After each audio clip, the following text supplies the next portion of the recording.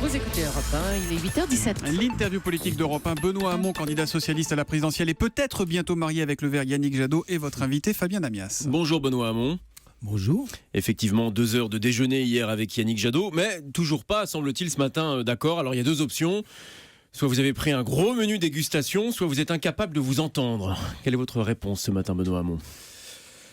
Écoutez, ces choses-là sont sérieuses et c'est pas une affaire de déjeuner. D'abord parce que ça voudrait dire que pour la première fois depuis longtemps, les écologistes décideraient de n'avoir pas leur propre candidat, mais choisiraient qu'un autre candidat représenterait l'écologie politique. Ce serait la première fois depuis 1969. Donc ce n'est pas une décision qui est une décision naturelle, facile. Moi je considère aujourd'hui que le poison à gauche c'est la division. Et cela peut même être un poison mortel si nous laissons la droite et l'extrême droite s'affronter. Vu le projet de la droite aujourd'hui dur, brutal, très conservateur et la menace que fait peser l'extrême droite sur notre pays. Donc c'est la raison pour laquelle j'y accorde du soin à ces discussions. Et moi je ne ferai pas un accord qui au bout du compte irait piocher quelques mesures dans le programme de Yannick Jadot juste pour plaire aux Verts. Je veux incarner un nouveau paradigme qui fait converger ce qu'est la tradition de la gauche en matière de justice sociale et de solidarité et ce qu'est la tradition de l'écologie politique sur 2 questions. Le rapport au travail d'une part, et donc la volonté de partager le travail, mais d'autre part, un thème que j'ai beaucoup défendu, un nouveau modèle de développement. Je souhaite qu'il soit beaucoup plus tempérant, beaucoup plus respectueux de l'environnement, ce qui suppose de s'intéresser à l'entreprise, au pouvoir des salariés dans l'entreprise, comme à l'impact de la production sur la nature et l'écosystème. Question clé que vous aviez évoquée dans votre programme, mais qui est évidemment charnière pour les écologistes, à savoir la sortie du nucléaire. Yannick Jadot et les écologistes réclament une sortie définitive du nucléaire. Est-ce que vous êtes d'accord avec cette option, ou à tout le moins, quel est votre calendrier ? Moi, je pense qu'il faut se fixer un cap, qui est un cap de sortie du nucléaire. Et pourquoi ? Je l'ai déjà défendu lors de la primaire, parce que je considère que les énergies renouvelables, c'est l'indépendance énergétique. Et la vraie souveraineté énergétique, c'est de ne pas dépendre d'un minerai que nous importons de l'extérieur, l'uranium, mais c'est de pouvoir produire 100% de notre énergie sous la forme d'énergie renouvelable d'ici 2050. Ça, alors Yannick Jadot, lui, il réclame 2035. Est-ce que c'est envisageable pour vous ? Moi, je considère que nous devons arriver à cet objectif à 2050, qu'on peut se fixer des bornes pour y arriver, raisonnables, qui suppose de repenser la gouvernance de notre politique énergétique, la façon dont EDF s'inscrit dans une stratégie énergétique qui vise à quoi ? À développer la part des énergies renouvelables. Je prends des exemples extrêmement concrets, sinon ça ne parle pas. Je souhaite que demain, nous puissions développer des unités de production d'énergie renouvelable sur des territoires qui puissent être gouvernés et dirigés à la fois par les collectivités locales, les acteurs locaux, les entreprises, les usagers. Il faut pouvoir avoir une vraie stratégie, ça suppose des investissements et que progressivement, les dizaines de milliers de salariés du nucléaire puissent basculer ou dans le champ des énergies renouvelables ou dans le démantèlement des centrales existantes. Mais c'est un travail de long terme. Alors, c'est un travail de long terme. On entend vos convergences, mais enfin, il y a un enjeu de moyen, voire court terme, c'est l'élection présidentielle. Cet accord avec les Verts, il sera bouclé en fin de semaine, oui ou non, simplement, et après on avance. Je suis confiant et optimiste. Confiant et optimiste. Et une bonne fois pour toutes, pas confiant, c'est pas d'optimisme. Vous nous le dites aussi ce matin, il n'y aura aucun accord avec Jean-Luc Mélenchon. Les portes ont claqué, elles sont fermées, elles ne se rouvriront pas. C'est pas qu'elles ont claqué, elles sont fermées. Il y a aujourd'hui, semble-t-il, une volonté de Jean-Luc Mélenchon d'aller au bout. Je la respecte. En tout cas, moi, je travaillerai jusqu'au bout vis-à-vis de toutes les composantes de la gauche. Toutes les composantes de la gauche, qu'elles soient politiques, sociales, associatives, à fabriquer le rassemblement.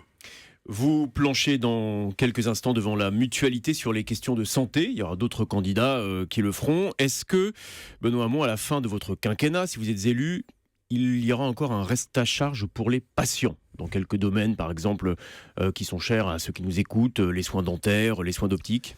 Voilà un domaine, soins d'optique, soins dentaires, prothèses auditives, où il faut augmenter la part des remboursements de la sécurité sociale. Elle est aujourd'hui ridicule et finalement, elle est essentiellement à la charge des complémentaires santé, ce qui fait que dans les faits, non seulement les tarifs sont élevés, mais qu'on est plus ou moins bien protégé selon qu'on a une bonne mutuelle ou pas.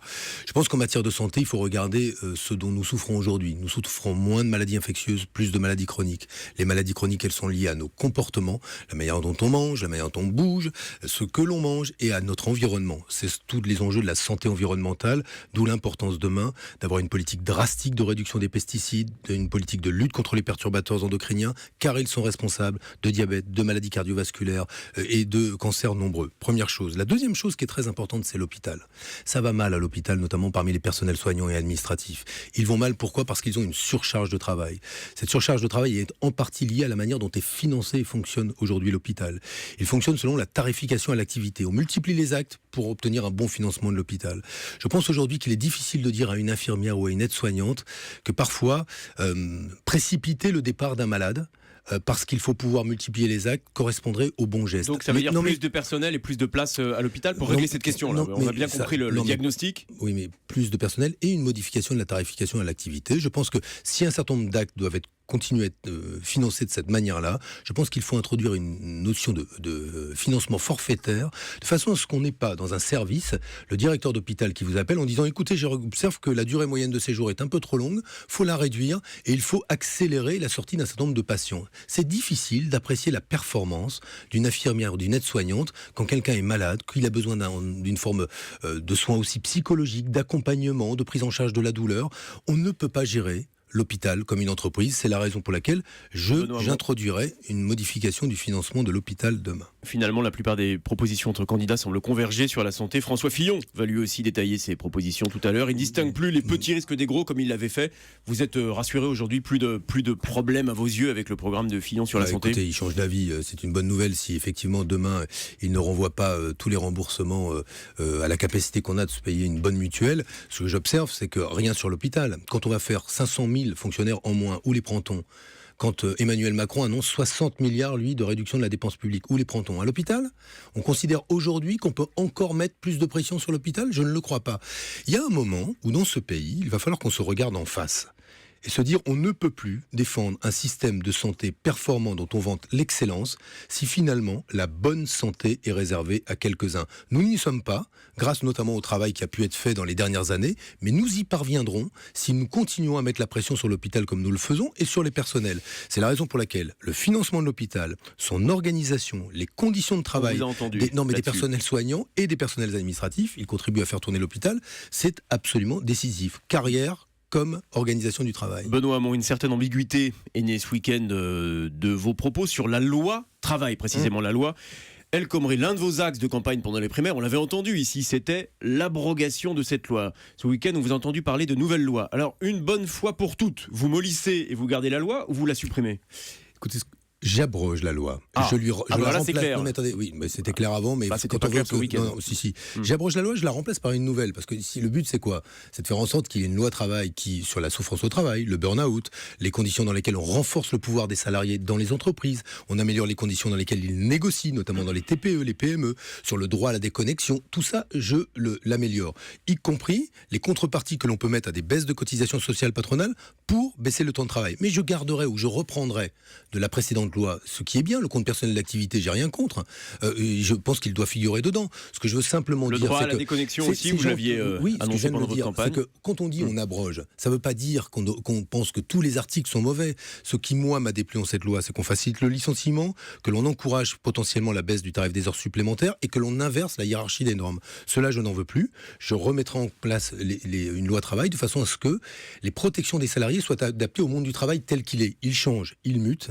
Aujourd'hui, il y a du travail salarié, du travail non salarié. Pensons les protections des salariés en fonction du monde tel qu'il est, pas tel qu'il fut. Donc abrogation et nouvelle loi. Le siège du Front National a été perquisitionné hier dans l'enquête sur les emplois fictifs au Parlement européen. Marine Le Pen a-t-elle la légitimité pour être candidate à l'élection présidentielle à vos yeux ?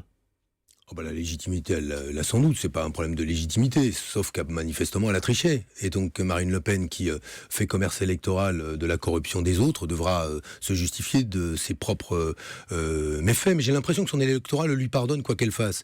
Ils trichent, ils ont triché, ils sont condamnés, mais on le lui pardonne. C'est-à-dire que vous n'avez aucune prise sur la campagne de... Vous êtes condamnés, vous tous, à l'avoir progressé inexorablement. Je vais dire simplement les choses ici. Si Marine Le Pen était présidente de la République, il faut penser ce que seront ses choix. qui elle nommera à la tête de la police nationale, qui elle nommera dans les tribunaux, qui elle nommera comme procureur, qui elle nommera à la tête des grandes administrations.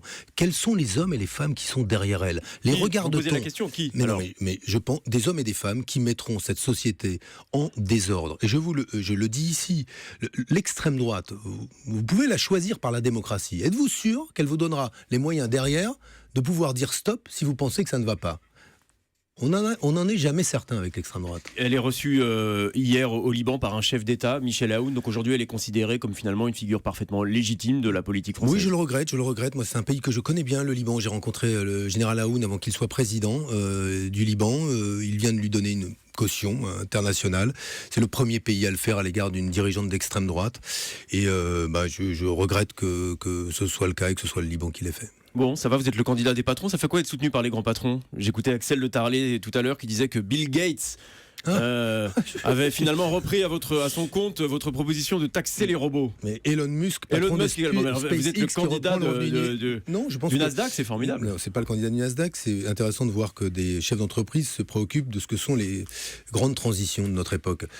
Il n'y aurait rien de pire que cette élection présidentielle ne s'intéresse pas à ce qui se passe ici comme ailleurs. Il y a des grands mouvements qui sont liés à l'automatisation. C'est une bonne nouvelle parce que tout ce dont on a besoin, on va le produire avec moins de travail humain nécessaire. Donc on aura moins besoin de travailler pour être heureux. Eh bien, réjouissons-nous de ça. La question est de savoir est-ce qu'on le maîtrise ou pas. La taxe sur les robots que propose Bill Gates et que l'on moquait auparavant quand je la proposais, eh bien, ça peut être une belle solution. Maintenant, je suis très heureux de voir que ce mouvement grandit et qu'il déborde largement la scène politique française. Merci Benoît. Mon confiant et optimiste donc sur un accord avec Yannick Jadot dès cette semaine. J'ai une toute petite dernière question. TF1 et France 2 vont visiblement organiser chacune un débat avant le premier tour qui réunira, nous dit-on, les meilleurs candidats sur la foi des sondages, visiblement. Est-ce que vous trouveriez normal, vous, que des petits candidats comme Nicolas Dupont-Aignan, Nathalie Arthaud, Philippe Poutou, voire François Bayrou, en soient éventuellement exclus très rapidement? C'est pas très juste, c'est vrai, très honnêtement. Vous avez votre mot à dire, les états-majors. Oui, mais on a notre mot à dire, mais moi je retiens que des débats de la primaire que lorsqu'on fait un débat à 7, c'est déjà compliqué. Si on fait un débat demain à 10 ou 12, ce le sera encore davantage. Il faut trouver les formules. C'est pas simple, c'est une question qui vous est posée à vous comme à nous.